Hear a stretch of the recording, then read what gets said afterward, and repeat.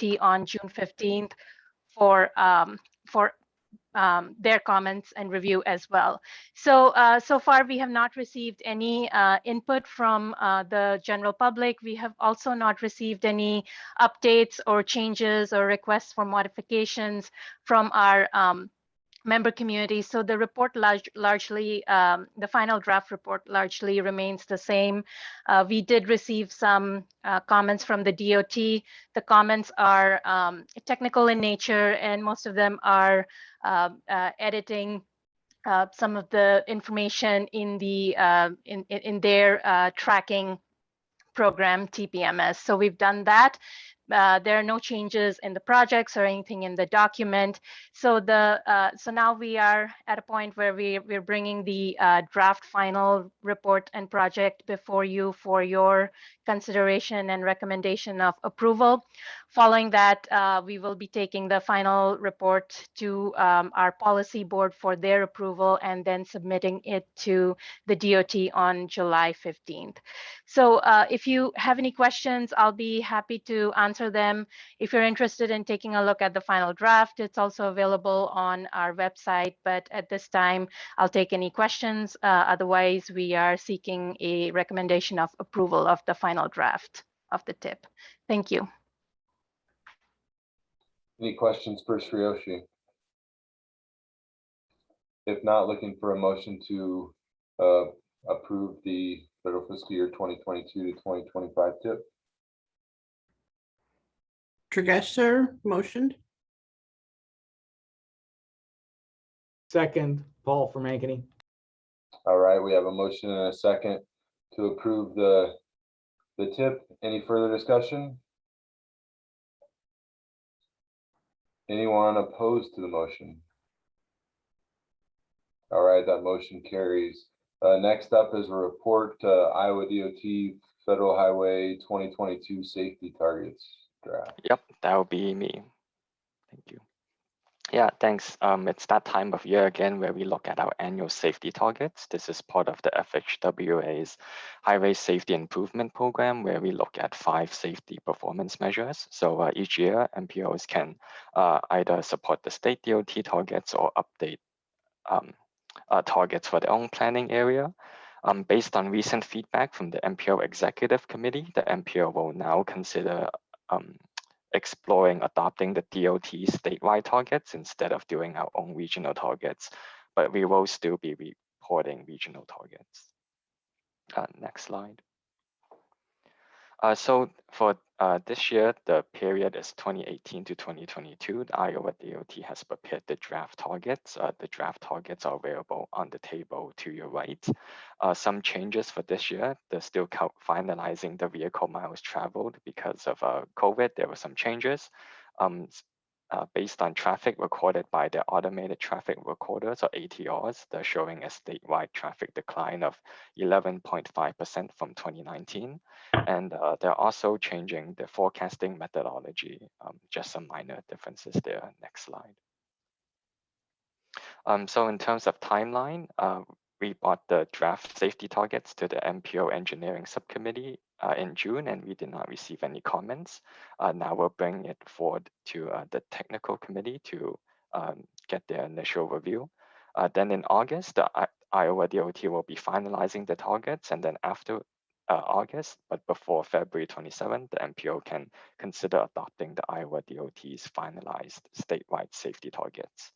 If you have any questions on these safety targets, I can take them at this time. All right, any questions for Z?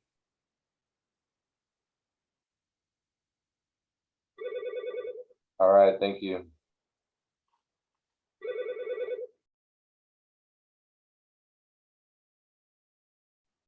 Next up is the maintenance report on the maintenance budget data request.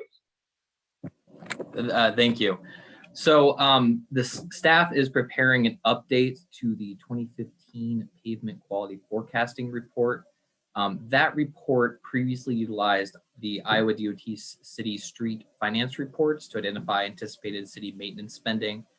In that report, I believe that the previous 6 years, so 6 years worth of DOT records were averaged out to take that number and use that as a forecasting budget to forecast pavement quality and anticipated future spending.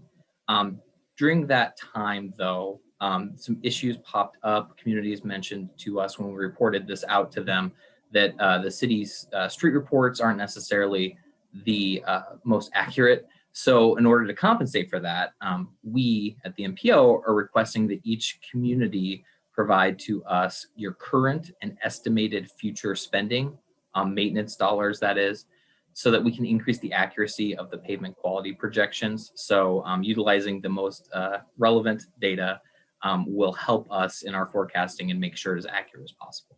Next slide. So just to give you a quick background or reminder, a refresher on what that report is, just like the last report, when we update it, what we're going to do is take the DTIMS pavement management software and project future pavement quality, which will then determine our spending needs as a region on our roadway system. So a cost benefit analysis is going to be performed. Through that process, the program will more highly weight streets with higher ADTs. That will be the benefit side of that cost benefit analysis. Just to note though, the pavement decay curves, treatment costs, and other variables are going to be standardized across the metro.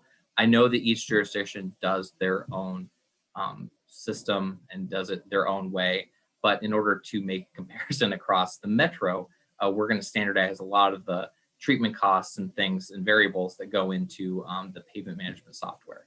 So when we're asking for budget information, what we want is future maintenance funding, and that includes dollars spent on, I've included the things here that we look at, crack sealing overlays, mill and overlays, PCC patching, complete pavement restorations, basically your standard toolkit for pavement restoration. The other thing too to note in our funding is that we also want to capture improvements to pavements that are done as part of a project that are maybe an overall larger project. So for example, if you're doing a complete overhaul on a roadway, you know, and it's $25 million, but only $5 million of that is going towards the pavement, we want to capture that $5 million as well, because we want to make sure that when we're forecasting out and we're looking at what the budgets that we have for each jurisdiction, we want to make sure that it's accurate as possible, and we don't want to indicate either community spending less money than they really anticipate spending or more or over report what communities are spending. So I guess that is our request, is that jurisdictions get us their budget in current and future budget information. If you have any questions about this, I'd be happy to take them, but also if you have questions later on, please feel free to reach out. This is a little bit of a tricky request, but I'd be happy to meet with anybody to go over what exactly we're looking for. So I guess if you have any questions, I'd be happy to take them. All right, any questions for Andrew?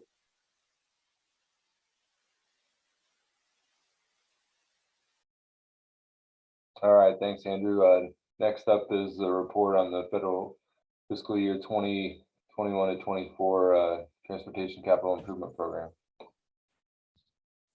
Yes, thank you. Just a reminder, our new intern, Michael Blank, has sent out the updated TCIP spreadsheets to each of the cities.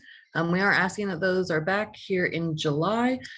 Just a reminder that this will include all the typical transportation projects as usual, in addition to water trails, hazard mitigation, and the green infrastructure projects as well. If you have any questions, you're more than welcome to reach out to myself or Michael with those. And if you have any questions right now, I'd be happy to take them at this time. Any questions for Allison? All right, thanks. Next up is a report on upcoming events. Good morning, everyone. This first event isn't so much an event as it is learning opportunity, and it's not for you necessarily, but for the people that you work with on a daily basis, your mayors, council members, and county supervisors. It's an institution for basically cultivating champions of complete streets. The application deadline is coming up on July 15th. The link is there below. I will be sending out links to both the events today after the meeting in the email as well. Next up is a webinar on the evolution of virtual public involvement. As you all know, it has changed dramatically in the pandemic. And while it was a big change, there are some lessons learned here that will continue to be applicable going forward. They had a really long URL, so I tried to shorten it here, but I'll send that out again as well. But it's a virtual webinar, just like 3 hours on Wednesday, July 21st. So you'll hear presentations from a few different DOTs and some of the approaches that they've taken. That's it for me, unless I can answer any questions. All right, any questions for Gunnar? Any other non-action items of interest to the committee? Yes, I have one. All right, Next slide. So the DOT is updating the Iowa freight plan, and they identified some freight bottlenecks across Iowa, and they identified some within the Des Moines metro area, as you can see on the map. So the Iowa DOT is just looking for feedback on the identified freight bottleneck, as well as any additional comments that you might have regarding freight bottlenecks. Please feel free to send public comments through the interactive map by Friday, July 9th, and you can access that interactive map with the shortened URL. That's it for me. all right, thanks. See, any other non-action items of interest to the committee?